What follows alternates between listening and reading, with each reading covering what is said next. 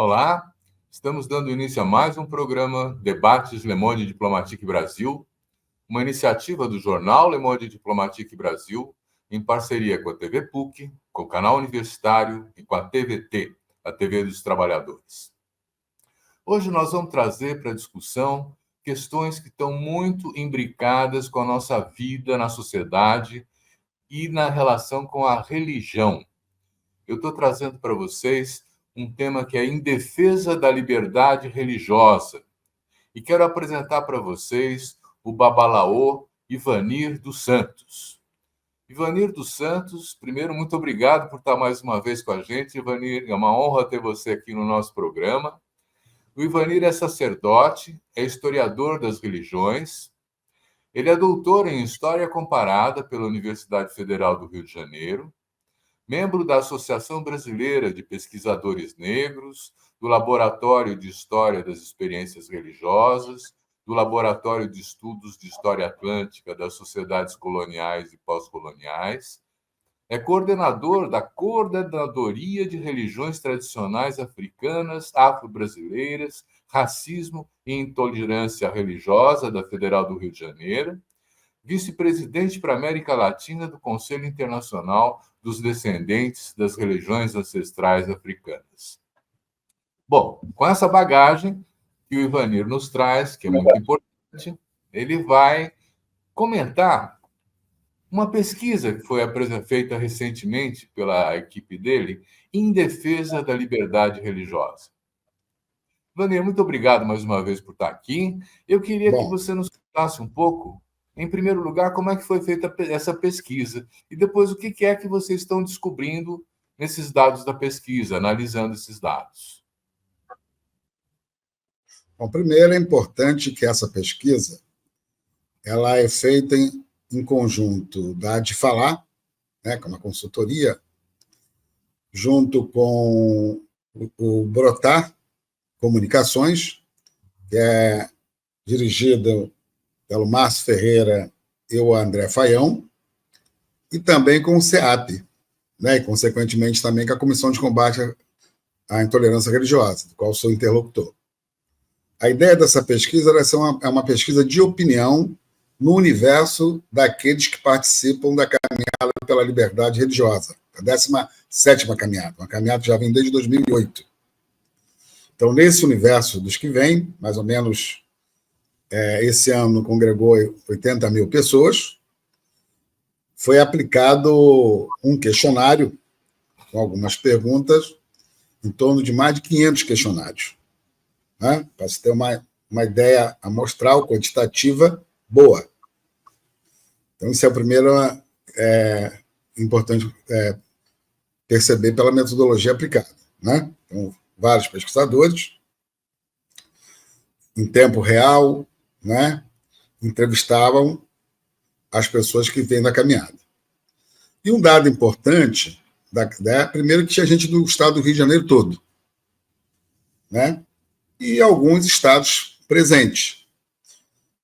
Quer dizer, todos do Sudeste, né, São Paulo, Minas Gerais, Espírito Santo, e a Bahia, né?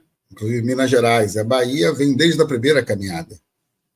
Isso foi um dado importante para poder entender essa amostra quantitativa dessa pesquisa. E que tentou capturar a sensibilidade e a percepção desses participantes, dos que foram ouvidos. Como é que tem a questão, primeiro, o perfil dos participantes, quem são os participantes, né?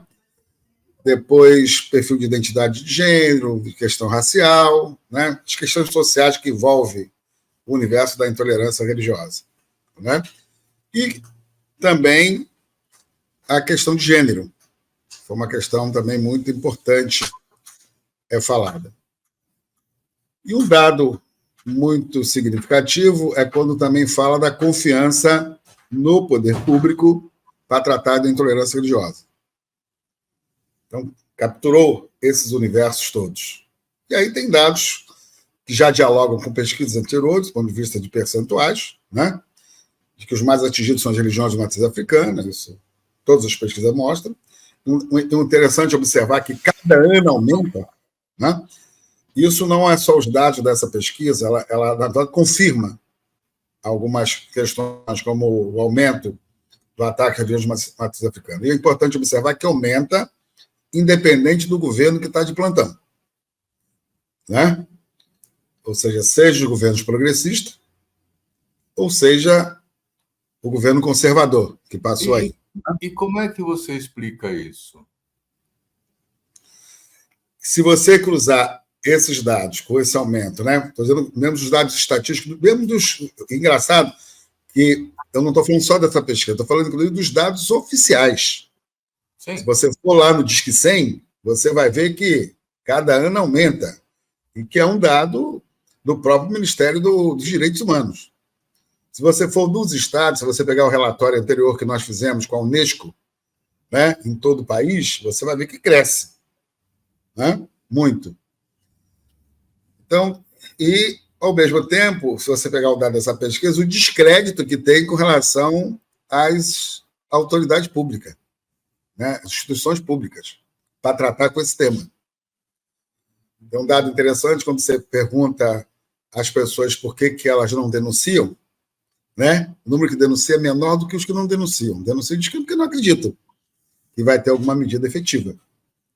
Então, só aparecem dados na pesquisa, né?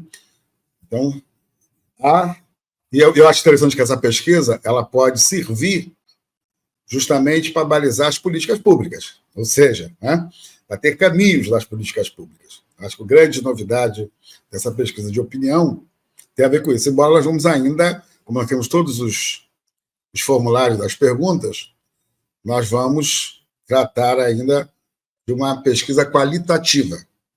Né? Vamos desdobrar uma pesquisa qualitativa.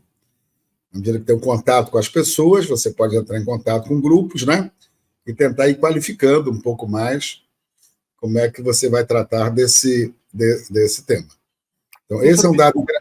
Deixa eu pedir um certo detalhamento, né? Quer dizer, quando você fala em tolerância religiosa, que manifestações você enquadra nessa manifestação de intolerância? E atrás dessa pergunta vem, por que está se acirrando isso? Bom, primeiro, deixa eu olhar aqui, eu queria primeiro te dar os dados seguintes. Primeiro, o perfil dos entrevistados que estavam lá, por faixa etária, né? Uhum. Quando nós agregamos, né, a faixa etária entre 40, né, de 40 a 50 anos, você vai encontrar 20% das pessoas que participam da caminhada, né? Quando você vai de 30 a 40, são 18%, de 60 a 70, 19%. Então, isso quer dizer que nós temos um percentual muito grande de pessoas acima de 30 anos, que tem uma participação efetiva, né? Digamos que de 18 a 29 anos, foi o perfil que nós pegamos de entrevistado pela faixa etária, não pegou menor de idade. Nós temos de 20 a 30 anos em torno de 16%.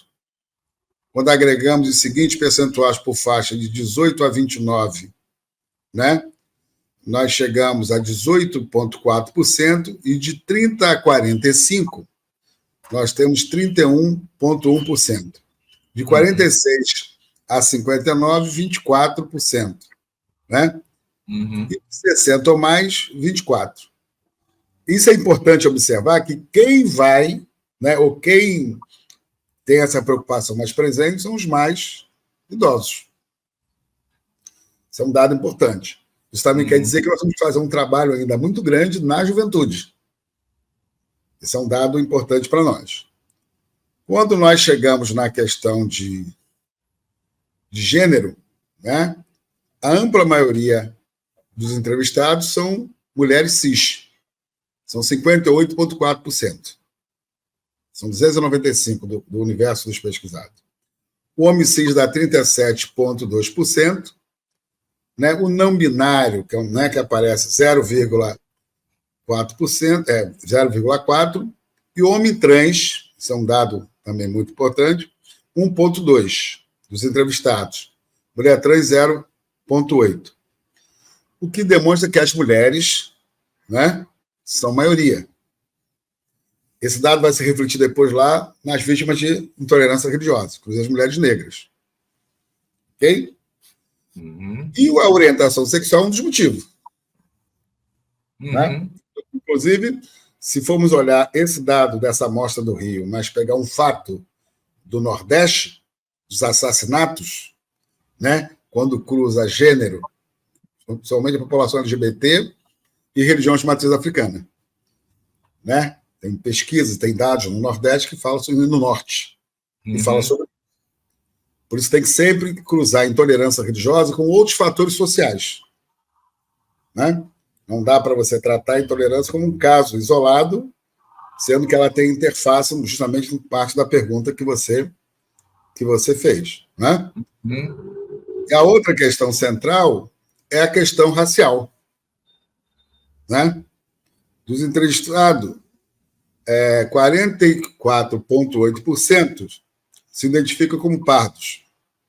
28,7% se identificam... Não, melhor, como preto, 44,8%, e como pardo, 28,7%. O que se demonstra que a maioria, né, são negros. Né? Juntando aí negros e pardos. O que reflete lá também, mais adiante, uma das motivações da intolerância tem a ver com o racismo estrutural. Isso quando esse racismo atinge o campo só religioso, do ponto de vista da estrutura religiosa, por serem descendentes de africanos, né? Culturas africanas, ok? E também quando se reflete na questão da pele. O que demonstra que a questão racial ela transcende a questão religiosa, do ponto de vista social. Uhum. Isso é um dado muito importante de ser observado, porque as pessoas costumam querer universalizar, falar do racismo religioso, né? E não, nesse caso não é isso que é verificado, até porque no campo dessas práticas, nós temos 23,6% de pessoas brancas, né? E branco não sofre racismo religioso, né? E são adeptos, ou do candomblé ou da Umbanda. Então, o que se demonstra é que a questão racial, ela transcende. Né? Então, tem a questão da intolerância religiosa com interface na questão do racismo. E podemos até dizer do racismo estrutural. Então, essa é uma questão. Mas há também a presença dos indígenas, né? Que é ponto 0,4% dos entrevistados. Então, os indígenas também trazem essa preocupação para a questão da sua própria identidade, né? Que você está falando de grupos, embora hoje você tenha uma questão séria, como tem também na comunidade negra, que é o crescimento do pentecostalismo e o neopentecostalismo. Né? Você tem um crescimento nesses dois grupos. Por exemplo, teve uma aldeia que não quis participar da caminhada porque ela é evangélica. Isso foi muito interessante. Ela é discriminada quanto indígena, né? Mas quanto evangélica, ela não vai à caminhada. Né? Esse é um aspecto muito interessante do debate que também se estabeleceu. E há a presença também do chamado dos amarelos, né? E aí há uma certa interface para poder compreender o que você chama de amarelo, né? Que é 0,4%, que são os budistas. Mas só que tem muitos brancos budistas no Brasil. Nem todos os budistas são asiáticos.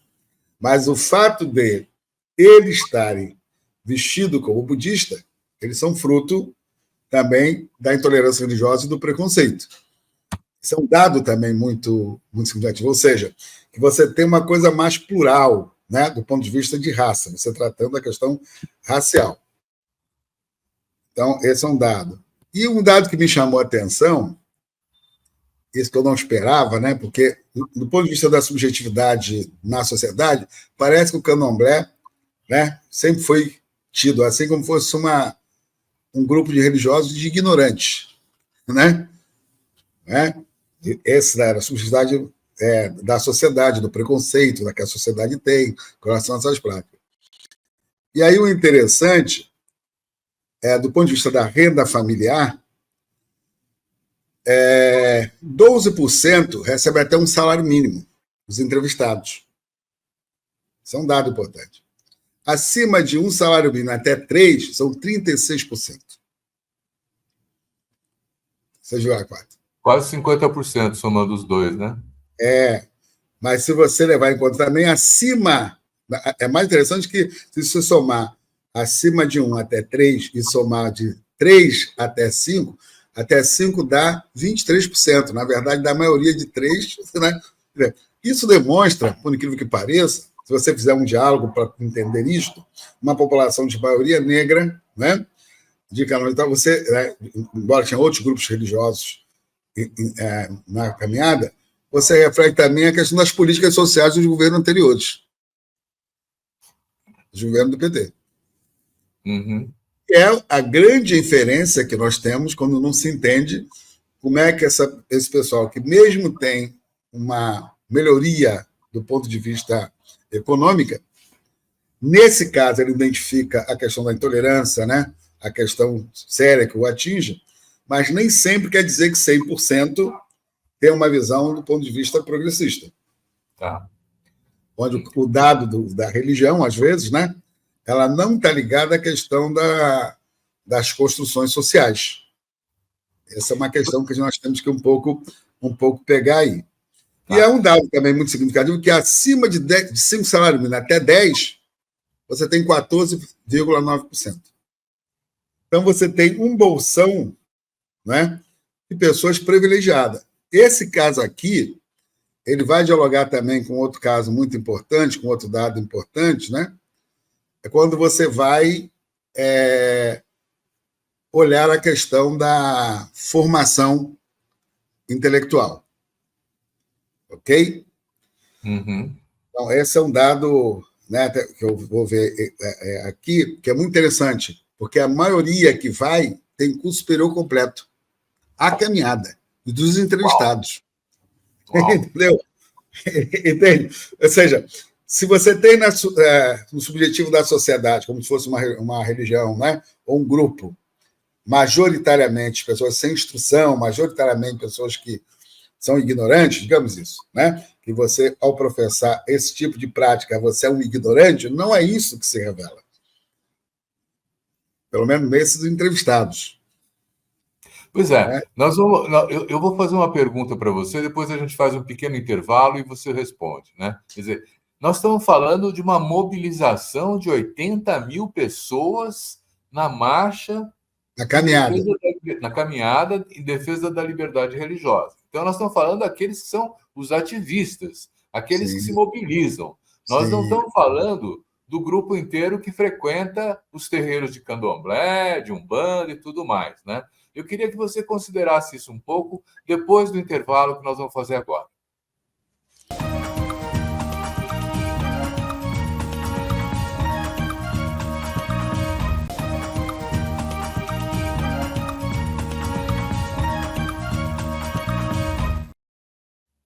Dani, não é natural que as pessoas que se mobilizam, que estão mais conscientes, que estão mais engajadas, que estão num processo de resistência, sejam aquelas que vocês estão mapeando nessa caminhada?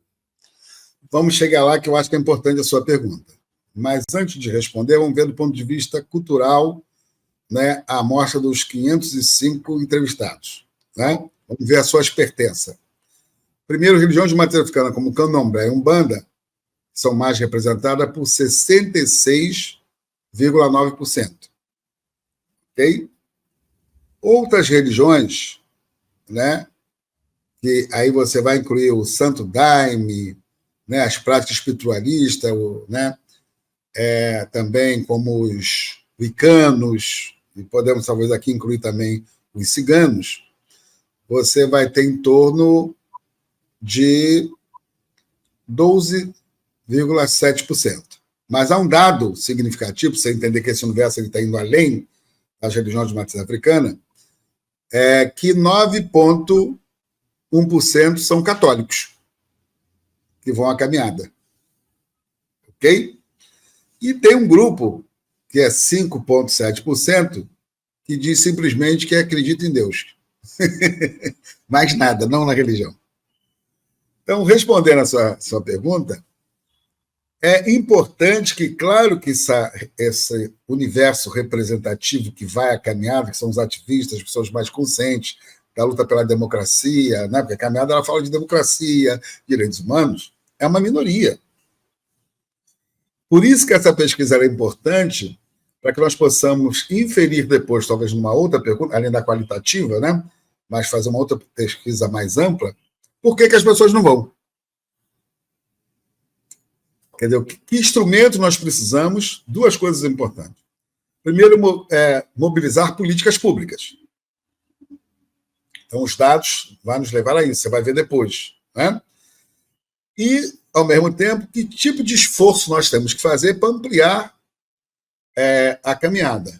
E há um dado importante que eu observei, que nós temos que furar a bolha. Por enquanto, nós estamos na bolha. Você está aqui por grupos que são atingidos. Não é? Agora, para ter uma força efetiva, embora ela tenha simpatia na sociedade, se eu ver esses dados que foram feitos durante a caminhada, a gente só revelou agora, e se eu observar, exemplo, a repercussão da caminhada nos meios de comunicação e também nos meios, mesmo alternativos, né, como o caso aqui do Le Monde, de outros que noticiaram a caminhada, nós fomos noticiados entre blogs, grande imprensa, imprensa alternativa, imprensa independente, em mais de 400 veículos do Brasil todo. E atingimos 35 milhões de pessoas dessa caminhada. Uau! Entende? Então, por mais que ela não seja uma caminhada, uma marcha para Jesus, né? Mas ela tem uma repercussão. Ao mesmo tempo, mostra que ela tem uma simpatia. Ao mesmo tempo que ela não fura a bolha, né, do ponto que nós achamos, né, que você ainda não leva outros setores, muito pequenos ainda, os setores que vão comprometidos com a democracia, né, setores que não são da religião, mas, né, ao mesmo tempo que a gente fala isso, do ponto de vista da repercussão, não, fura a bolha. Né? Uhum.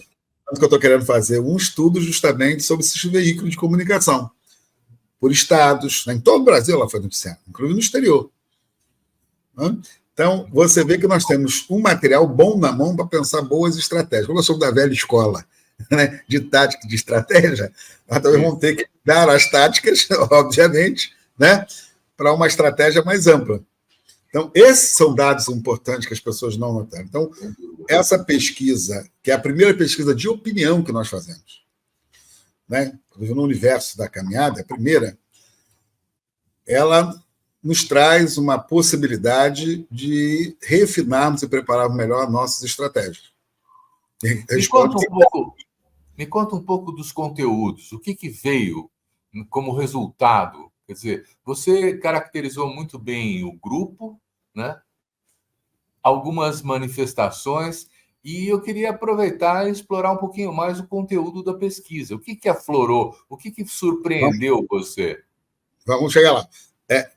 Eu já te falei que cobre o estado do Rio de Janeiro todo, né? Embora ela é na zona sul do Rio. Digamos que isso é um facilitador de propaganda, mas pode ser uma dificuldade do ponto de vista da mobilidade. Pode ser. Né? Então, nós temos que observar essa questão. Né?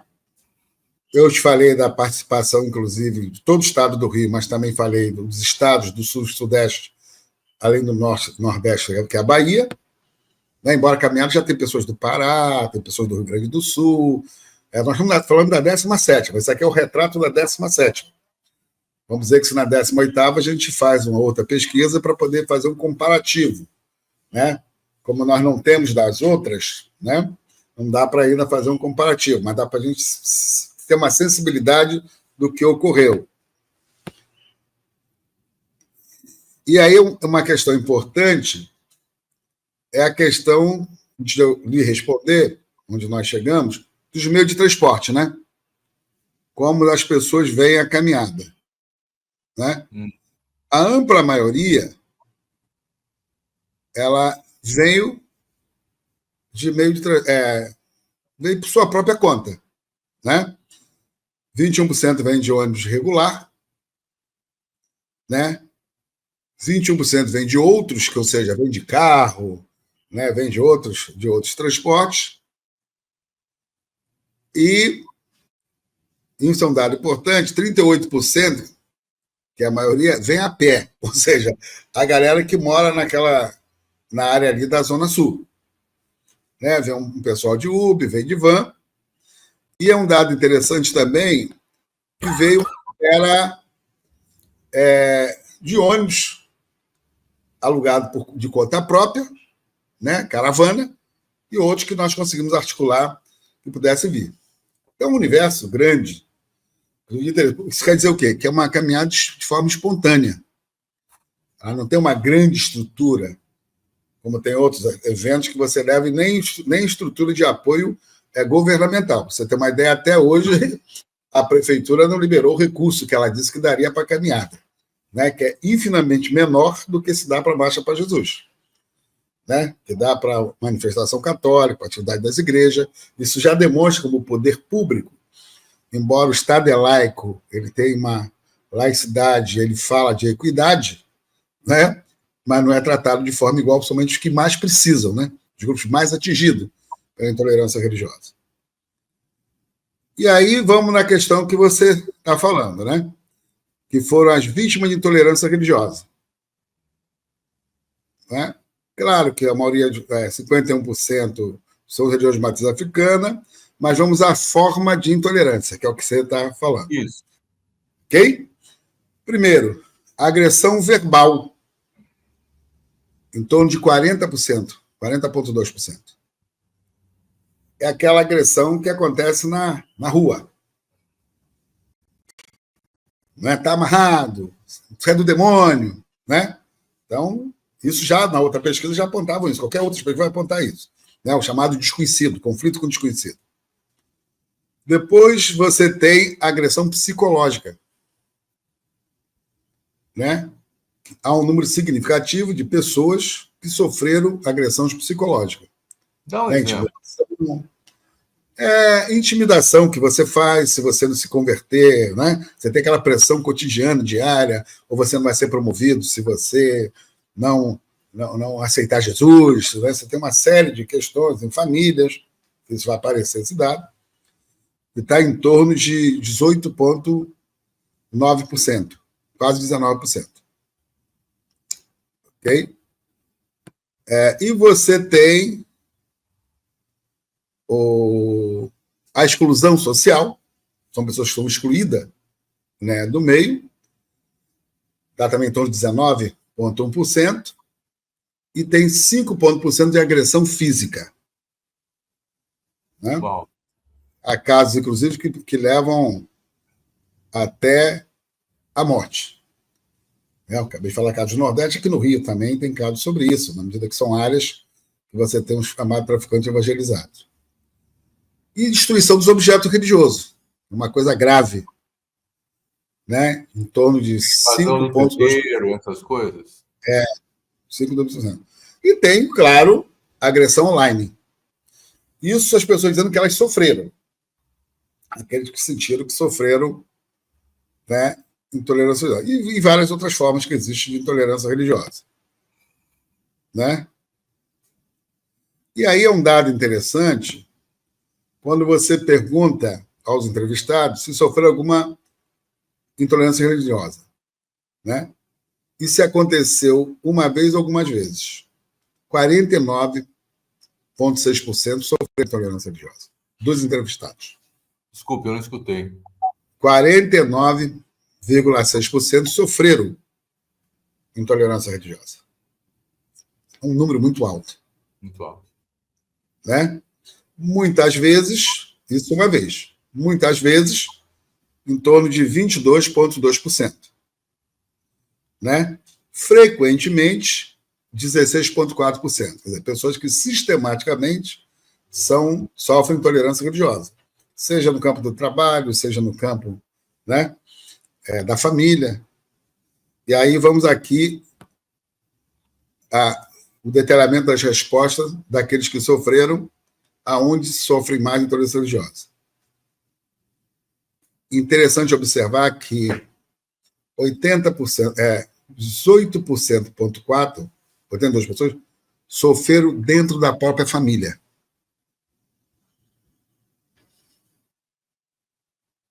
Isso é grave. Né? Sofreram dentro da própria família. Né? E 9,5% no ambiente religioso. Né? No próprio ambiente religioso. Isso é importante ser observado. Família, igreja. Né? O ambiente religioso. E aí, o que mais me chamou a atenção, que cresceu desde o primeiro relatório de 2015 para cá, é que 8,8% aponta intolerância religiosa no ambiente educacional, na escola e na universidade. Que naquela pesquisa era 4%. Aumentou. Estou falando do universo dos entrevistados. Você imagina se só formos ampliar isso. Sim. Né, com uma coisa mais ampla. Né? E uma parcela significativa tem a ver com o local público. Em torno de 26,1%. Na família, na igreja, no local público. No local de trabalho, que quase aparece aqui, 21,8%. Trabalho, no ambiente de trabalho.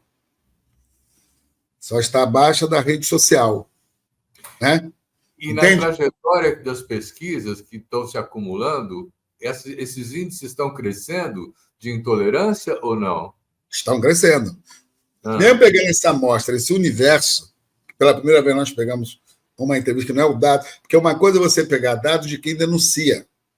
Dado coletado, você tem fonte de quem denuncia por telefone, que é o tal do Disque 100, ou do que registra na polícia, né? E são dados subestimados, obviamente. Mas se compararmos, dialogarmos esse dado com essa pesquisa de opinião de quem está naquele espaço, né, e que diz que sofreu, você vê que o universo proporcionalmente é muito maior. Isso quer dizer que se a gente for fazer uma pesquisa de fato, né, no Brasil todo, vai ser uma coisa estrondosa. Ou seja, o fenômeno é um fenômeno social, político e cultural forte na sociedade brasileira. Aí eu fico em dúvida se a intolerância está crescendo de uma maneira geral e isso incide sobre a questão religiosa, ou o que está crescendo é a intolerância religiosa. A intolerância... Duas coisas eu tenho sempre dito como pesquisador, as pessoas costumam achar que religião é uma coisa à parte. Como se a religião ela não tivesse por trás de si uma construção social, política, cultural e econômica. Todo complexo religioso ele tem por trás de si um projeto. Essa ideia que a gente pensa que é só cuidar do espírito, né? Tanto que a intolerância religiosa ela tem a ver com isso, ela não tem a ver com o espírito, não tem a ver com o divino, ela tem a ver com os valores das pessoas, com a ambição das pessoas, né? Do ser humano. Isso não tem a ver com lá por cima, como você interpreta é diferente. Então, ela cresce porque cada vez mais que você cresce, né, um segmento que usa-se da religião para aumentar o seu espaço político, né, e através da política aumentar o seu projeto econômico, seus interesses econômicos, seus interesses culturais. Basta ver as legislações que são aprovadas, né, no Congresso Nacional. Elas não são aprovadas para melhorar a casa de todo mundo, digamos, esses grupos. A pauta deles são pautas específicas. Uma das pautas fundamentais é quando você transforma o gospel em cultura. Isso é economia. Porque essas lideranças elas são lideranças empresariais do gospel. Né? Das gravadoras, entendeu? Mas parece que, pura e simplesmente, tem a ver com a questão religiosa. Então, fazer uma leitura da religião como se ela fosse a parte das construções das várias esferas da sociedade é um erro, tem sido um erro. Tem sido um erro. Por isso que nós não podemos generalizar, porque você vai encontrar pessoas que são evangélicas e não pensam dessa forma, pensam do ponto de vista de amar todo mundo, da solidariedade, né, do respeito. Que essa é o cerne da teologia, inclusive cristã, né? Amar o próximo como a si mesmo. Então, quando você sai para o ataque misógino, homofóbico e racista, você saiu desse campo. Pois é. Tony, nós vamos fazer mais um pequeno intervalo e já voltamos. E aí nós queremos saber mais dessa pesquisa, dos dados que vocês levantaram. Vamos ao intervalo.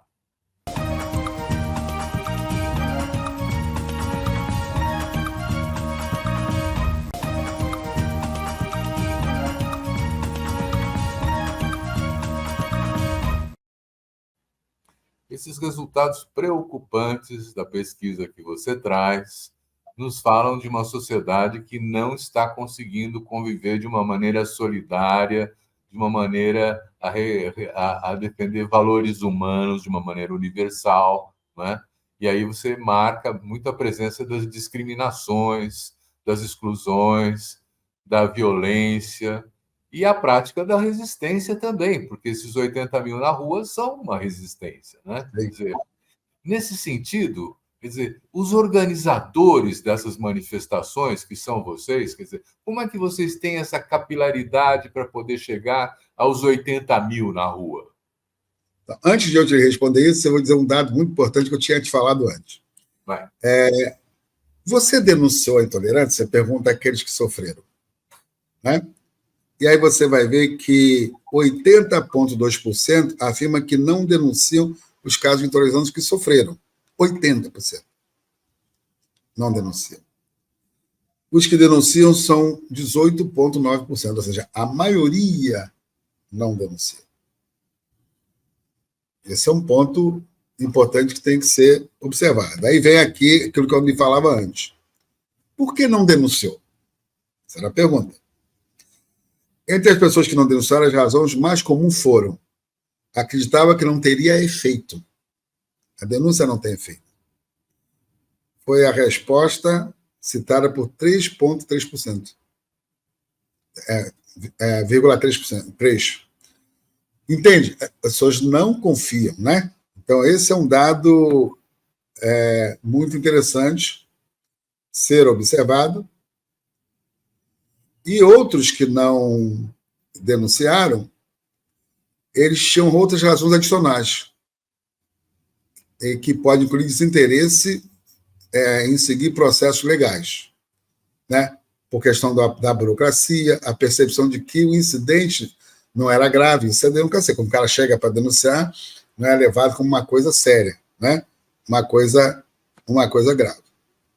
Então, isto tem nos chamado a atenção. Ou seja, isso remete que as autoridades públicas, né, não têm dado a resposta. Uhum. Digamos que eles trabalham como se fosse uma ofensa menor, em casos que dá morte, inclusive. Quer dizer, o preconceito e a discriminação estão presentes também nas autoridades públicas, né? Isto. Ou a pertença religiosa. Porque a pessoa do Estado não quer dizer que não tenha religião. Também. Né? O agente público não quer dizer que ele, embora ele é de um Estado laico, né, há casos de pessoas que são ridicularizadas quando vão prestar a denúncia. Não é diferente como era a questão do racismo, se você observar. Nos anos 90, no ano 2000, né, até a coisa crescer, era isto.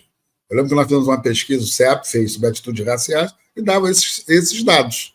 Né? Eles dialogam muito bem como é que a intolerância e o racismo na sociedade brasileira, como você tem um componente muito conservador de tratar desses temas. Né? Então, essa é uma questão muito interessante. E aí, quando você vai justamente para desinformação e preconceito, é o que eles dizem que é um dos motivos que não se apura intolerância religiosa. Né? Outros vão dizer que a causa tem a ver com o racismo estrutural, em torno de 24%, mas a ampla maioria, 39%, vai dizer que é desinformação e preconceito que as pessoas têm.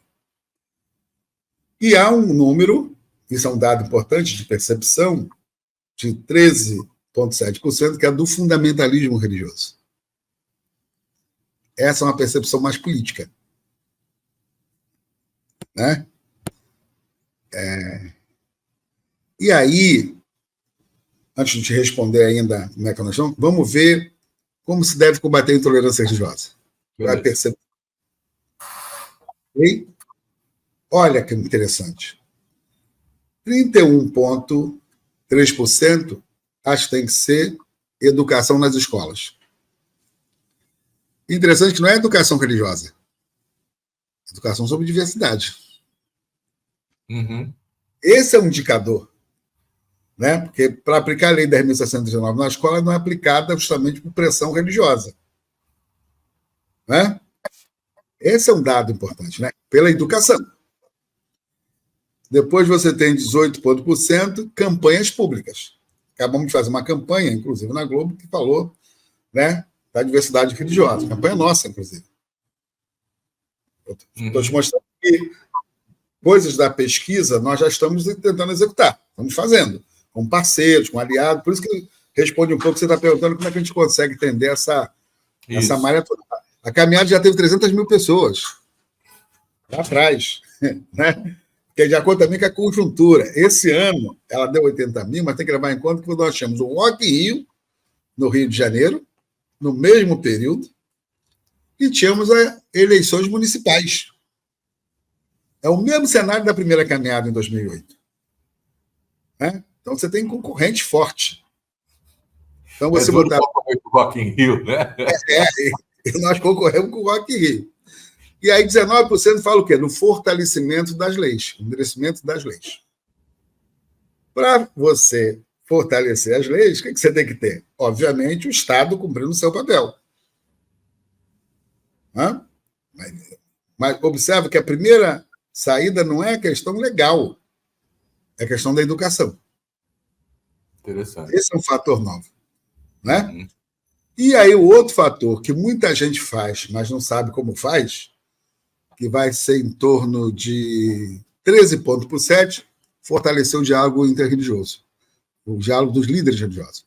Isso tem pessoas que fazem, mas só que faz a partir de uma cúpula de representação em atividade pública, como nós fazemos a própria caminhada. Mas isso tem que vir pela base. Isso tem que vir dos bairros. Né? As igrejas do bairro têm que dialogar com as outras religiões do bairro. Ela tem que mostrar para o seu adepto que esse caminho do diálogo é um caminho possível e importante. Se eu faço só um diálogo de cúpula, né, como tem sido feito, ele não tem efeito no cotidiano, no dia a dia. Porque enquanto eu dialogo aqui, e o pastor aqui embaixo, ou outro sacerdote aqui embaixo, ou mesmo um padre e tal, ele é intolerante, isso reverbera na vida do seu... Né? Esse diálogo no bairro, ele é uma expectativa, é um desejo ou já está ocorrendo? Em alguns lugares ocorrem, mas muito pouco.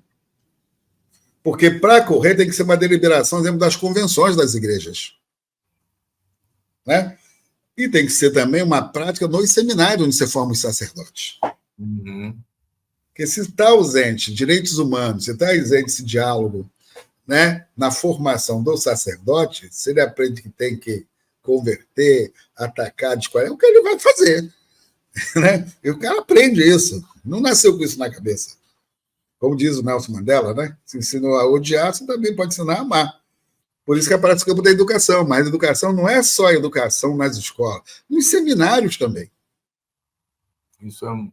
Você forma sacerdote. Né? Para mim é novidade. Você tem razão, isso aí, da formação dos pastores, dos sacerdotes. Sacerdotes, né? Então, esse é um dado muito significativo. E aí, quando você faz a pergunta dos entrevistados se conhece uma pessoa ou família que sofreu intolerância religiosa, isso é interessante. 83,2% diz que conhece. Isso era igual o caso do racismo, você dizer assim, você é racista, o cara não. Conhece alguém que sofreu racismo? Né? Aí o número é elevadíssimo. Né? Somente 16,8% responderam que não conhece ninguém. Mas mais de 80% conhece. Então, esse fenômeno que ele é conhecido. Com toda a modernização da nossa sociedade, essas discriminações, aliás, ficam mais fortes do que se diluem, né? E aí, respondendo a sua pergunta, se melhorou ou piorou? Nós temos essa pergunta. Então, 38,2% disse que piorou. Né? Já 27,5% permanece na mesma. Somente 32%, né, vai dizer que melhorou. Então, mais de 60% diz que piorou. Porque se está na mesma, né, piorou, piorou. Percebe? Responde a pergunta que você fez lá atrás. Então, o bom dessa pesquisa, né, que ela fala isso. Aí vamos agora, o que eu tinha te dito um pouco, confiança nas instituições públicas. Que está na pesquisa. A pergunta é, você identifica um grau de confiança dos entrevistados nas instituições públicas quanto ao combate à intolerância religiosa? Né? E vem. Em torno de 47,5% diz que é médio. A confiança é média. Né? Já 25,7% diz que é baixo a confiança nas instituições públicas. E 13,7% muito baixo. Ok? Então, você observa que se é médio, não é uma confiança segura.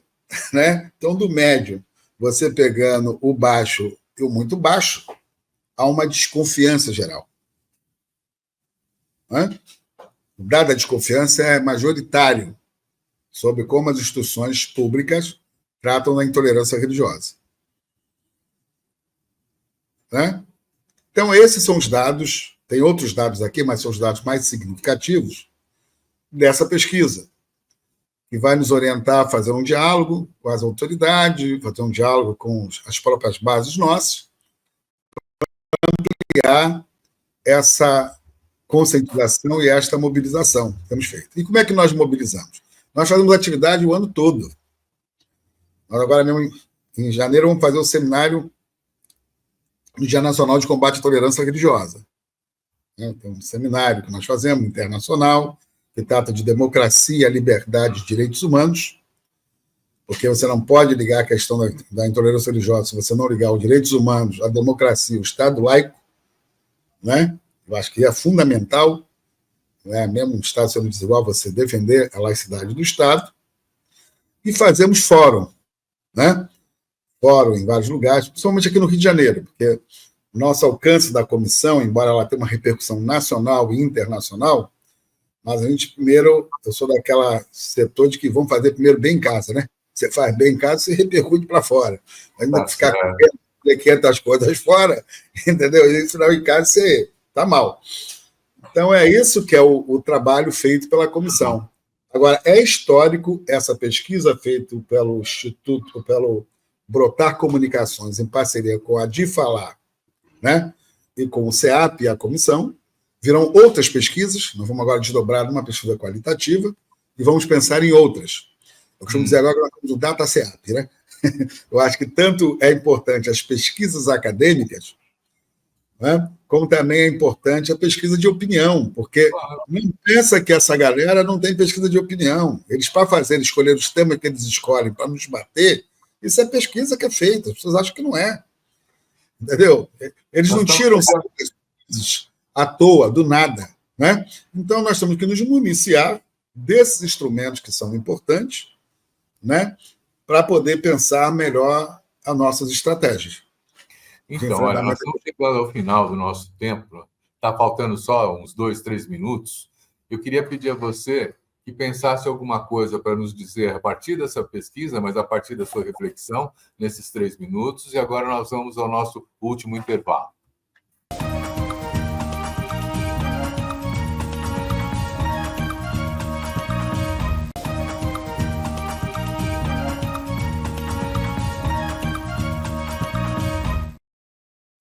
Então, Ivanir, olha, a partir do resultado dessas pesquisas, que são atualíssimas, né?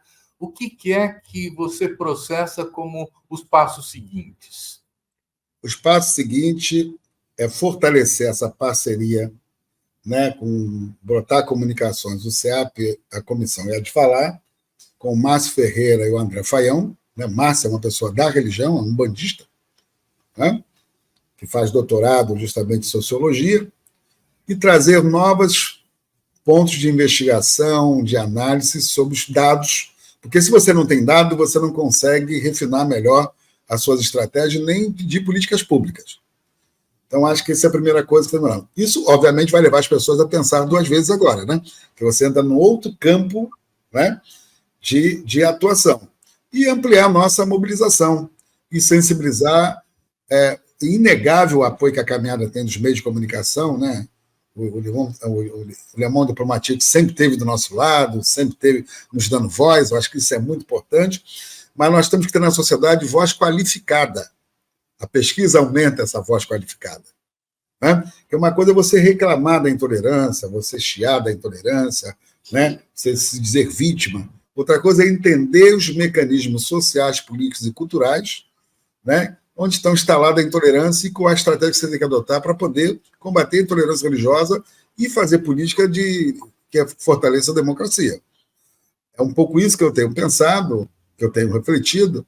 Então, essa parceria foi uma coisa mais significativa, porque ela não foi só para a caminhada, ela vai ser daqui para diante, para outros campos de pesquisa que nós estamos atuando, e acredito que isso tem uma repercussão no Brasil e também é instrumento para você botar na mão dos meios de comunicação, o que nós estamos fazendo, botar na mão dos políticos, obviamente, que quiserem, os bem-intencionados, fazer política importante, e das nossas lideranças. Né?